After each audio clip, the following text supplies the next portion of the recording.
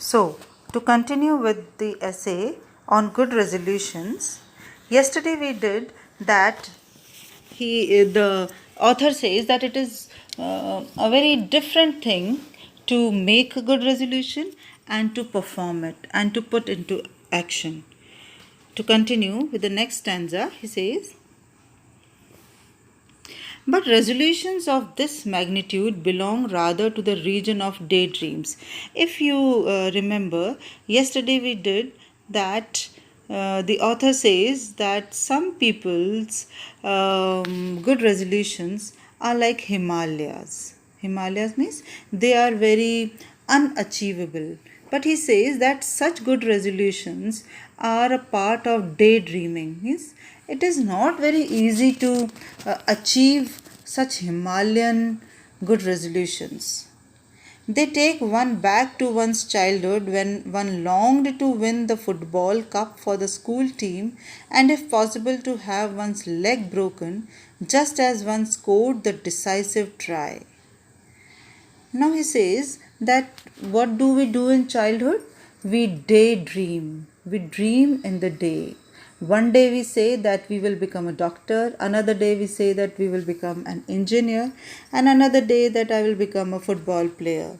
So he gives one example that a child daydreams that he will win the football cup for his school team, and he says that it would be so good that uh, by my efforts my school team will win, and my leg, even if my leg will be broken, I will gain some sympathy and people will congratulate me and say that yes, due to you only our team won. So this is a part of daydreaming. But he says that considering that one did not play football, this may surely be regarded as noble example of an impossible ideal. But this child who is dreaming of winning the football cup for his school, actually he does not know how to play football. But he is dreaming of winning a football cup.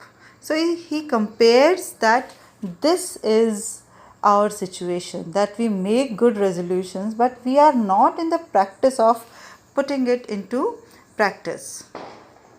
It has the inaccessibility of a star rather than of a mountain peak. He says that it is inaccessible, means you can't reach it, that you don't play football, you don't know how to play football, and still you are dreaming that due to your efforts, due to your good playing, your school team will win a match. So this type of good resolution is compared to a star rather than a mountain peak. So he says that it is easy to go and reach a mountain peak, but it is impossible to reach the star. But he says that as one grows older, one's good resolutions become earthier. So he was talking of the childhood good resolutions, that childhood good resolutions are as impossible as reaching the star. You remember first year's poem, Go and Catch a Falling Star? He gives a long list of impossibilities, series of impossibilities. So he says that during our childhood, our daydreams are impossibilities. But he says when we grow old, our resolutions also become base. Base means simpler. They becomes earthier. So he says they are concerned with such things. Now the good resolutions of elder people are very simple and commonplace. They are concerned with such things as giving up tobacco. So what do the grown up people do? They don't make good resolutions of a very high scale. But what do? They take resolutions like from 1st of January, I will give up tobacco, I will take exercise, I will answer all my letters, I will chew my food properly, and I will go to bed before midnight and get up before noon. Now he says that this may seem a very mean list enough, but there is wonderful comfort to be got out even of a modest good resolution, so long as is referred not to the next 5 minutes, but tomorrow, or next week, or next month, or next year, or the year after. He says, though this list is very mean means very commonplace. We will laugh that you are making such very common and ordinary good resolutions. But the author says that it is very hard, it is very tough for us to put into action even such common and ordinary good resolutions. And he says that it is very hard even to apply these simple good resolutions for 1 month or 1 year or the next year. How vivid, how beautiful tomorrow seems with our lordly regiment of good resolutions, ready to descend upon it as upon a city seen afar off the first time. He says that how vivid means how clear and how beautiful tomorrow seems. Tomorrow is always beautiful because tomorrow is just in imagination. Today is in our hands, but tomorrow lives in imagination. So he says that tomorrows are very beautiful with these resolutions. And he says that it is a city seen afar off. Tomorrow is like a city which is seen from a distance. And for the first time, every day lies before us as wonderful as London lay before Blucher on the night when he exclaimed, "My God, what a city to loot." Now he says that tomorrow is like a London when Blucher first saw it, and he said, "My God, what a city to loot, what a beautiful city."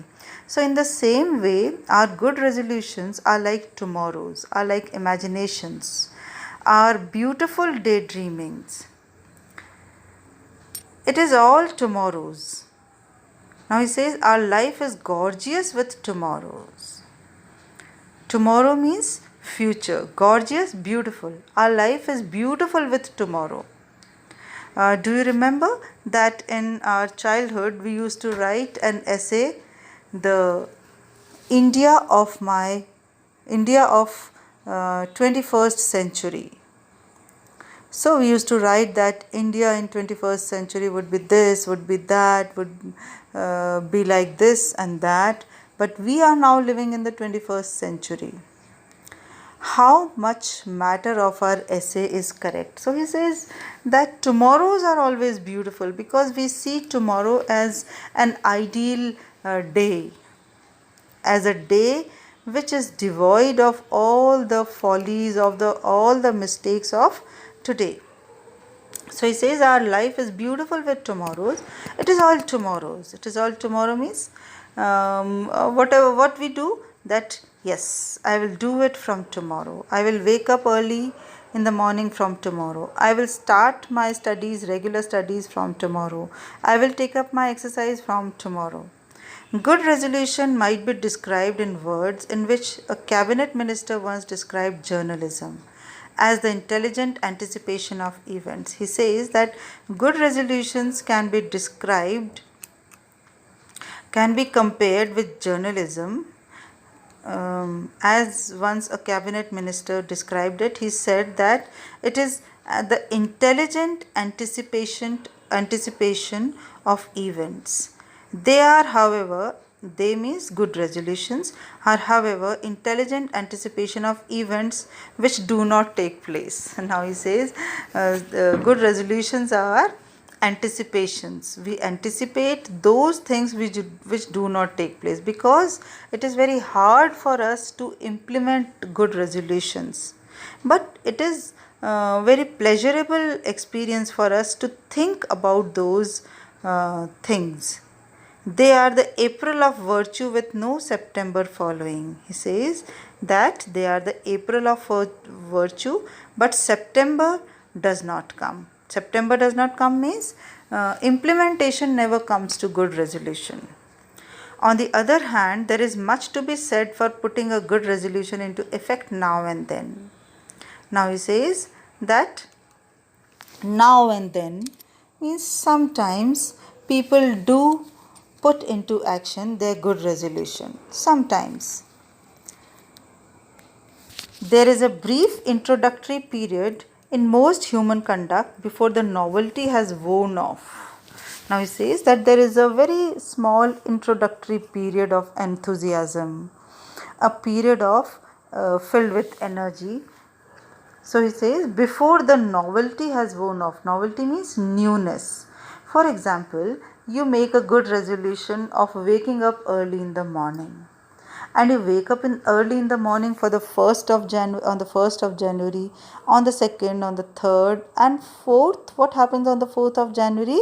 You gradually feel lazy and the feeling of newness goes away and you are forced to wake up again on your accustomed time. So he says, when doing things is almost, if not quite, as pleasant as thinking about them.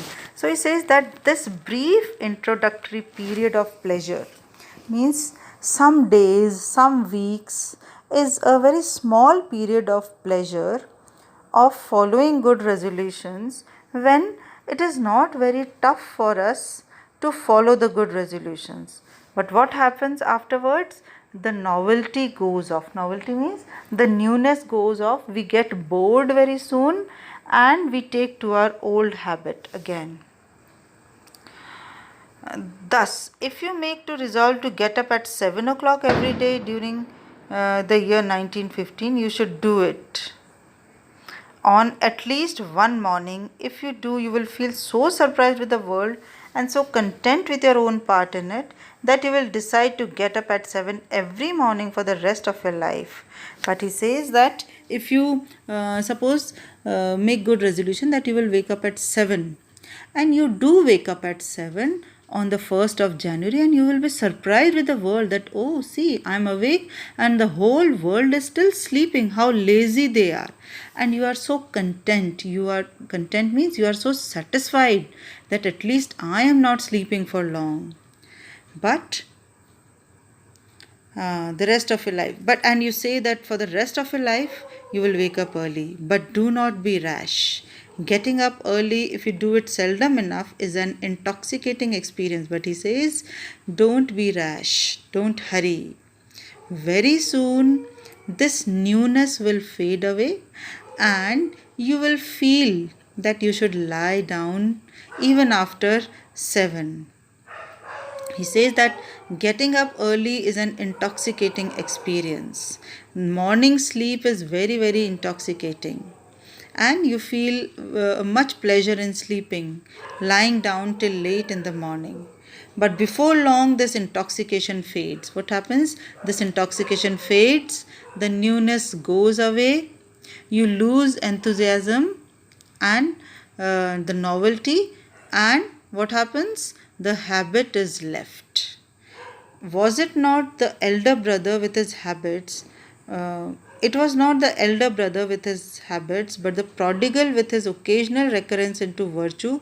For him, the fatted calf was killed.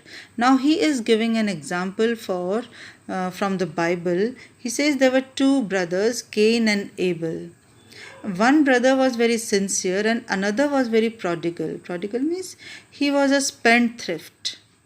So the brother who was very sincere, for him the fatted calf was not sacrificed, but it was sacrificed for the person who seldom came towards virtue.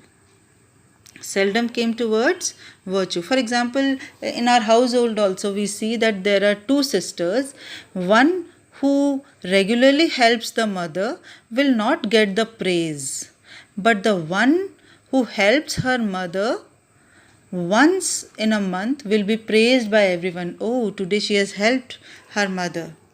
So, even for the prodigal, when once he had settled down to ordinary habits, the supply of the fatted calves from his father's farm was bound before long to come to an end. He says, even for the prodigal, even for that spendthrift son, when he normally come towards virtue every day, what happens then? Every day the fatted calf will not be sacrificed, every day he will not win praise. So he says that very soon what happens, we tend to recede to our old habits, the newness goes away, and what happens, that we very soon get bored of our new good resolution, and what happens, we tend to follow our own old habit. Thank you. We will continue tomorrow.